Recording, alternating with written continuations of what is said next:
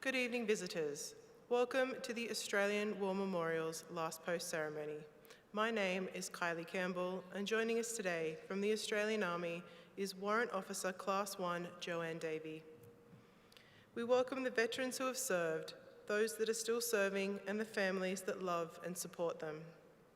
The live stream of this ceremony is made possible by the Returned and Services League of Australia and the RSL and Services Clubs Association. We welcome members who are watching the broadcast of this ceremony across Australia. During this evening's ceremony, wreaths will be laid at the base of a pool of reflection by visitors to the memorial and students visiting from Normanhurst West Public School, visiting from Thornlea, New South Wales. Australia's Federation Guard is the tri-service ceremonial unit of the Australian Defence Force. They provide a ceremonial presence at the civil and military events and during visits to Australia by foreign dignitaries. The Guard will now dismount the catafalque party from the tomb of the unknown Australian soldier.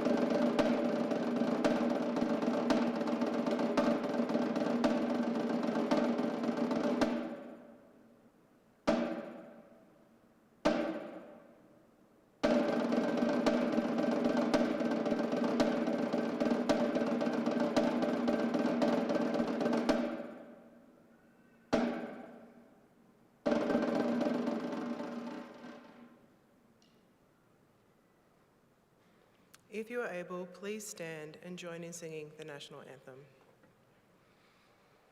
Catafalque party, attention!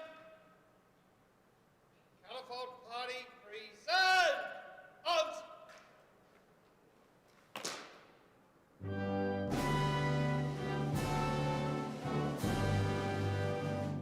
Australians, oh, let us rejoice, for we are one and free.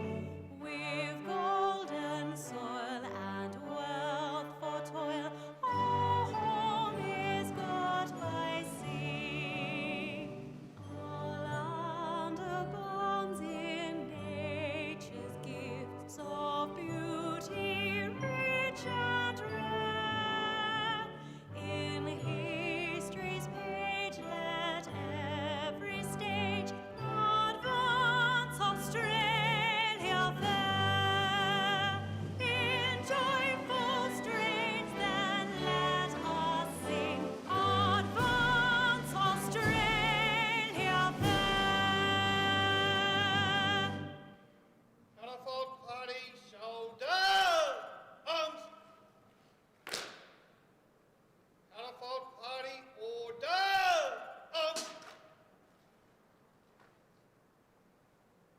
Students, please be seated. The Australian War Memorial was a vision of Charles Bean, Australia's First World War official historian. Bean landed with the Australian troops on Gallipoli and stayed with them at the front through to the end of the war. The idea of this national memorial and museum came to him at Pozières, France, in the depths of the bloody fighting of 1916. Bean's idea was that this would be a place where families and friends could mourn loved ones buried in faraway places. It would also be a place that could help all Australians understand what these men and women had endured and what they had done for us. Bean's vision, to which we remain true, is best expressed as inscribed in the entrance to the memorial's galleries. Here is their spirit and the heart of the land they loved, and here we guard the record which they themselves made. Tonight, we will read the story behind just one of those on the Roll of Honour, which lists the names of more than 103,000 men and women who have given their lives for us in war and on operations for more than a century. But first, we present a lament, Flowers of the Forest. Wreaths and floral tributes will now be laid at the base of the pool of reflection.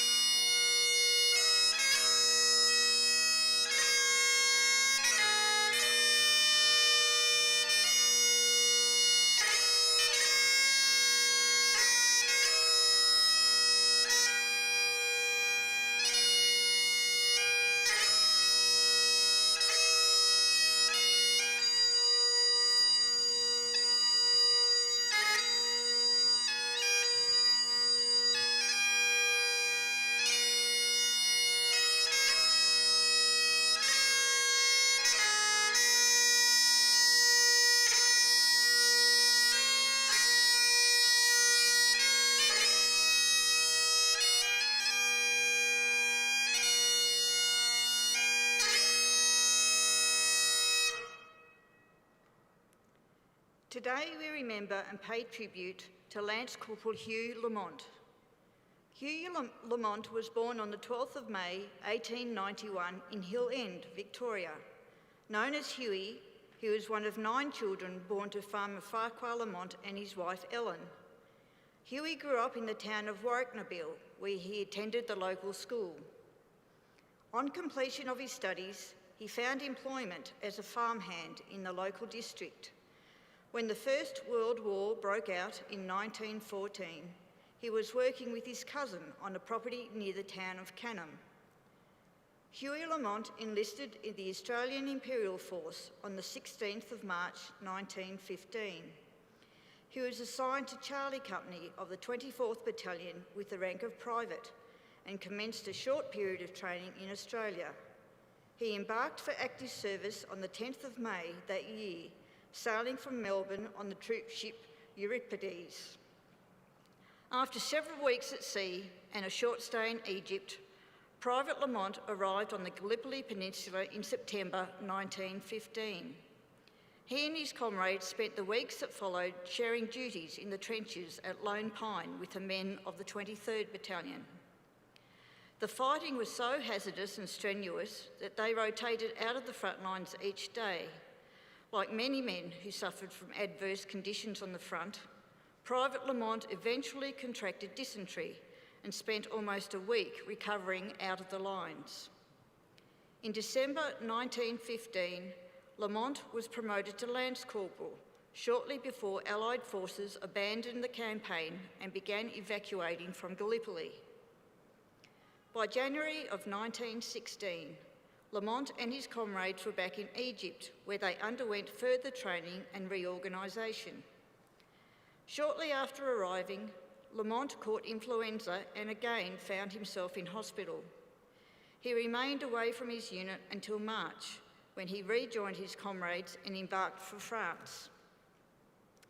They arrived in the city of Marseille after a week-long voyage and travelled immediately north from there to billets around the Franco-Belgian border.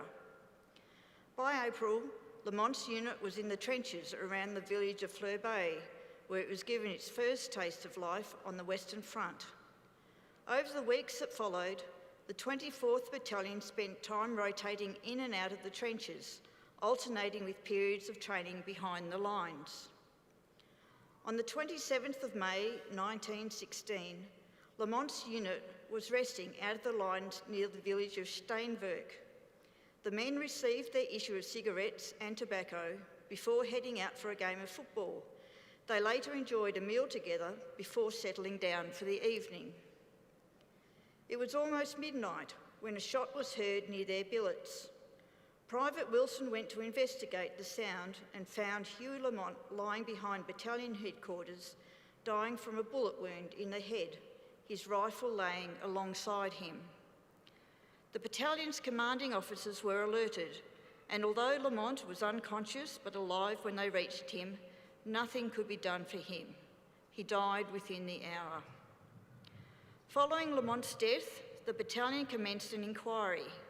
His company commander, Lieutenant Carr, recalled, "I remember the deceased since September 1915. He was a very quiet man, but of a happy disposition. I had never had any trouble with Lamont and know no cause that would lead to his taking his own life.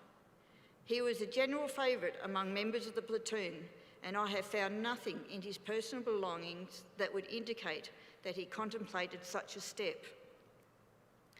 The investigation concluded that Lamont took his own life, although none of his comrades could find any reason why he had done so.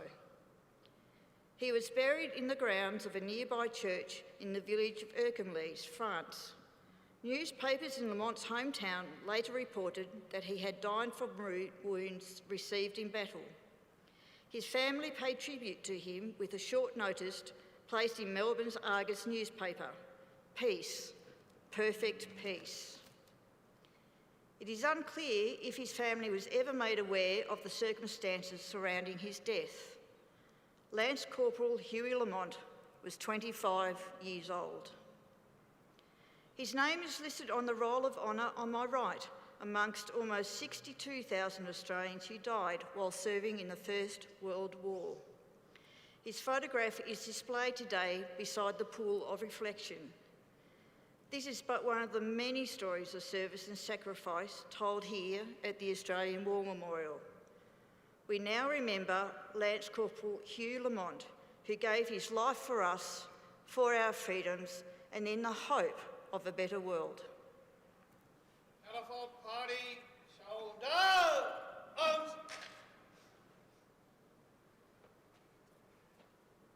Please stand for the reading of the ode and the sounding of the last post.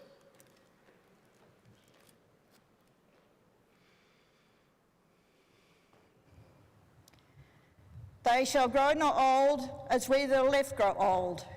Age shall not weary them, nor the years condemn. At the going down of the sun and in the morning we will remember them. Elephant Party, present, arms.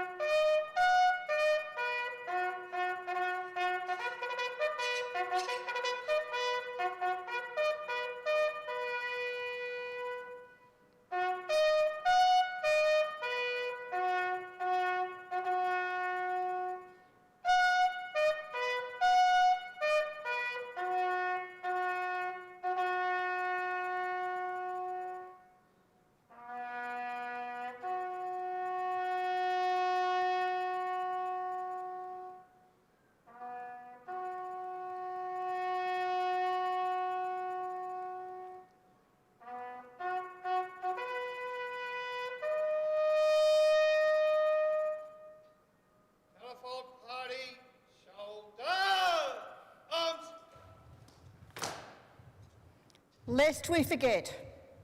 Lest we forget.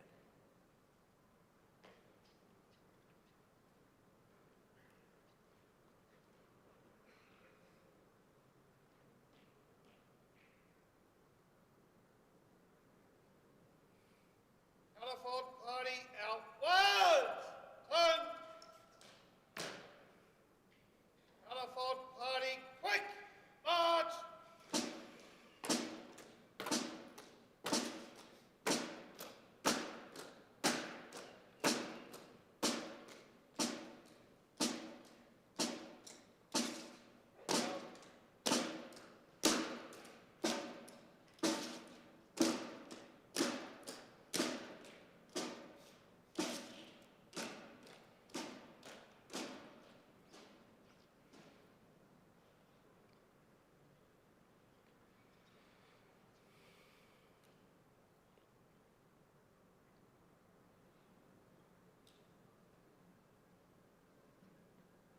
We leave you this evening with the words of the memorial's founder, Charles Bean. Many a man, lying out there at Pozières or in the low scrub at Gallipoli, with his poor, tired senses barely working through the fever of his brain, has thought in his last moments, well, it's over. But in Australia, they will be proud of this. Ladies and gentlemen, girls and boys, that concludes the last post ceremony. On behalf of the director, staff and volunteers, thank you for visiting the Australian War Memorial today. We wish you all a very pleasant evening.